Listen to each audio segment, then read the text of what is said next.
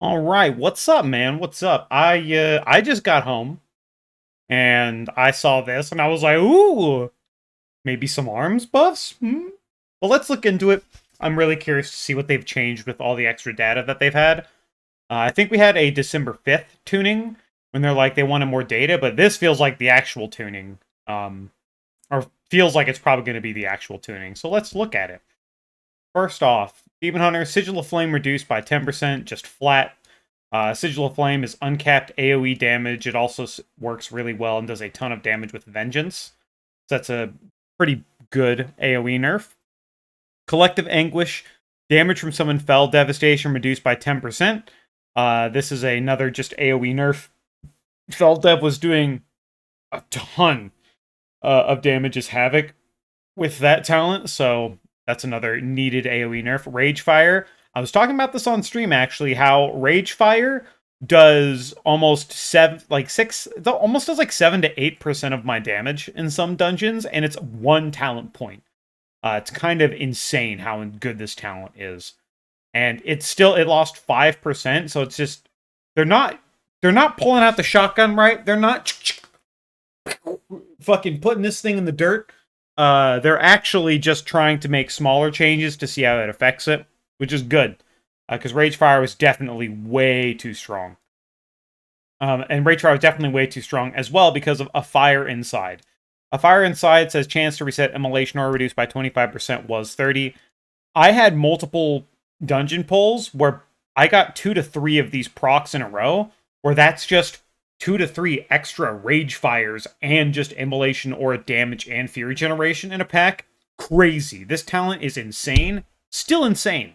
I think these nerfs are definitely warranted and will hurt mostly the Demon Hunter's AoE damage. And they won't hurt their single target as much. So this is still good. They're not like tanking throw glaive or something like that, which would really hurt the spec. So Demon Hunter is still probably going to be A plus.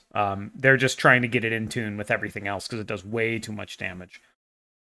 Well, my guild Evoker will be happy. Another 3% buff, flat buff, and pyre damage. So he'll be happy.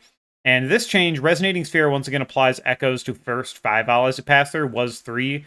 Was really, from what I heard, incredibly frustrating to play with in Mythic Plus.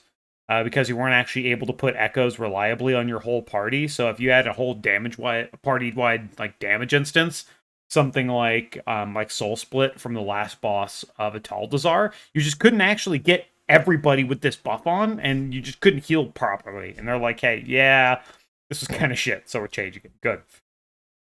Mage, here's what's this. I'm really surprised at all of these mage buffs. Mage has done pretty good. They weren't like crazy strong to the point where you'd bring 2 of them, but they were still pretty good in the race and still pretty good in Mythic Plus. But literally single target buff, multiple single target buffs, AoE buff. Whatever this is, I don't know too much about Mage, but just literally buffing every single Mage spec. Like, I don't know, man. If you're a mage or a warlock, you simply don't get to be bad. You're not allowed to be bad in this video game. They make sure your class is good.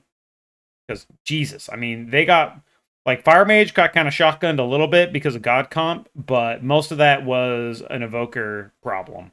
So I don't know, man. If you play Mage or Warlock, you never have to worry about being bad because you're never going to be bad for long. Windwalker changes. We continue to keep an eye on Windwalker damage and feel they need a second incremental improvement to their relative performance. This round of tuning focuses on the payoff of successfully executing the bonus effect of Mystic Heron's Discipline tier set, as well increasing the damage of rotational chi spenders like Rising Sun and Fist of Fury. Just Windwalker's been down bad, but the real problem I see with this is you can keep buffing the numbers all you want to, but a class like Demon Hunter and Rogue are just fun to play. They're good, but those classes are fun to play. I still don't hear people say Windwalker is fun, like ever. So I am very. This class is probably next on the rework chopping block, maybe next to Hunter.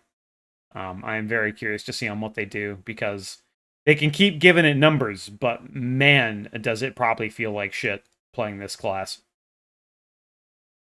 These are actually really substantial buffs and a Chi-Ji buff. But this is Windwalker in specific. Mistweaver, Unison now heals a secondary for 35, so nerf. Oh, Mistweaver.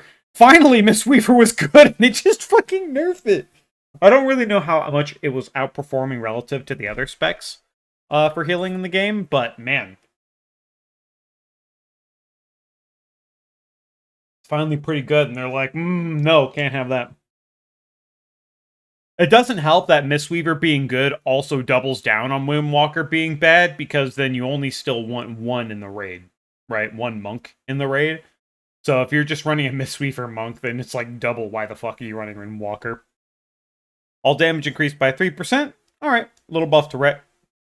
Psychic Link now causes direct damage spells to inflict 25. They're giving their... Because they're, once again, they got turboed because of the God comp shit, and they're getting a little bit of their AoE back. Which is nice. Holy, all healing increased by 3%. Prayer of Mending healing increased by 15%. So just some holy buffs. That's good. Assassination, all ability and melee auto attack damage reduced by 3%. Damn, another assassination nerf. Even though sub is performing way, way better now, the assassination just gets fucking bonked again. Earthquake damage increased by 50%. AoE enhance. Elemental warding now reduces magic taken by 3 to 6%, was 2 to 4. This is, yeah. Enhancement's very, very untanky in content, and a lot of the damage that kills them is magic. Especially just rot that constantly happens, so... Very, very good. They need this. I mean, they gave Evoker, like, 8%, so... Them being stuck at 4 kind of sucked, especially for just enhancement, so thankfully they got a little buff there. Torrent buff by 50%, healing surge... Flat healing. Okay. It's just resto buffs. They needed it. They weren't really seen as doing very well. AoE buff. AoE buff.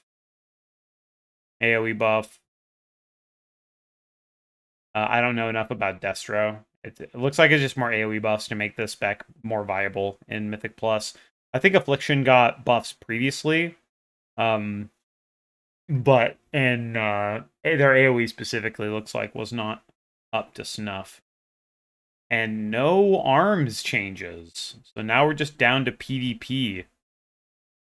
I'm actually really surprised that arms didn't see a little bit. But realistically, in terms of buffing warrior, the problem's more the fight design than it is the actual spec themselves. Because if we go to something like Simulation Craft, we go to Simcraft and we just look at what it looks like currently in terms of like single target damage for 5-minute sims. Fury's here, Arms is here. They're within 4K of each other, but the main reason keeping Fury on top is just fight design. The only fight that's decent for Arms is Council. And who cares? That fight's dog shit. So every other fight, you need priority damage and AoE. So why not just play Fury that has better single target when spec'd fully into single target? Doesn't have to deal with a clunky tier set that works against itself and works against Test of Might. And honestly, what they really need to do with this spec is all of the spenders. Like, they tried to fix it by adding, by making Battlelord give you 10 rage when you cast a Mortal Strike, so you'd still cast the 30 rage Mortal Strike in your Test of Might window. But the fact that we're proccing so many sudden deaths, but none of the sudden deaths give us 40 rage towards Test of Might, is really hurting the spec in terms of overall like usefulness, I think. I think there's a couple places where the spec could have a niche, like 2-target cleave and execute on Fyrakk, for example. But I think it definitely needs a little help, and something that would really go towards that is making all of its essentially free rage spenders and their execute procs to be built on test of might. Because if you don't send it the moment you get an execute proc, you might just get another one and just completely miss out and lose it. So that's something that would probably definitely help their overall a little bit. But mainly fight design's kind of rough on them. Huh. Interesting, interesting, interesting. Like I said, very surprised that ARMS didn't see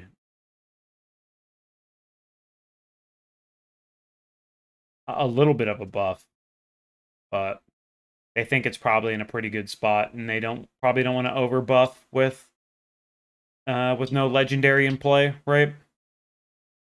We'll see what happens, but I think this is definitely overall a Fury tier. ARMS just doesn't have a spot. But yeah, at least we're getting changes at a decent pace, right? That's good. That's good.